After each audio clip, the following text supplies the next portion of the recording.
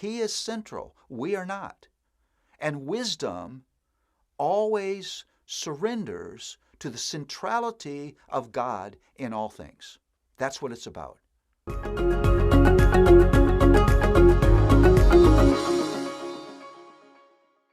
Well, the third theme in Proverbs is the great biblical drama. You live in the midst of a huge drama, whether you know it or not.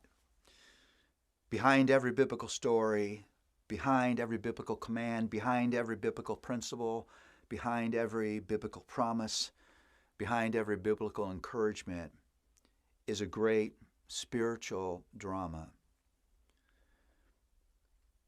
It is the war of wars. It is a reason for the horrible disobedience and fall of Genesis 3. It is a reason for the covenant promises to Abraham and his descendants. It is a reason for the incarnation and the cross. It is a reason for the commission of the disciples in the church to carry the gospel message around the world. It's the reason for the gift of Scripture. It's the reason for the promise of the new heavens and the new earth. On the sad day in the garden, a war was unleashed between wisdom and folly and foolishness. Now, it's really important to understand what this war is about. It's not a war of intellectual worldviews. It's not a war of abstract theology versus human philosophy. It's not a war of the way I think versus the way God thinks. This war is much deeper than that. And we begin to understand that in two ways. The first way is that the proverb says it's the fear of the Lord that is the beginning of wisdom. That surrender to God's wisdom is personal, it's relational, it's Godward.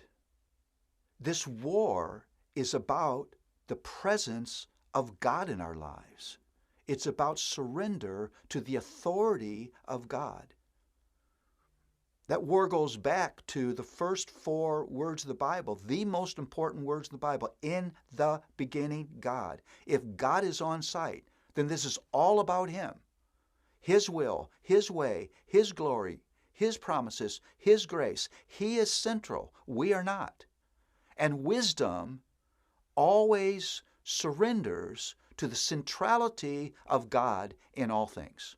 That's what it's about. The same is true with folly, foolishness. Proverbs says that the fool despises God. He disobeys because he despises Him. The psalmist says that the fool says in his heart, there is no God. Foolishness is not just being dumb. It's not just thinking dumb things.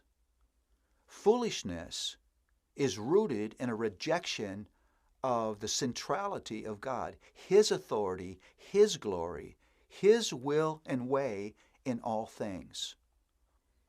So the moral drama of Proverbs is about how we will respond to God.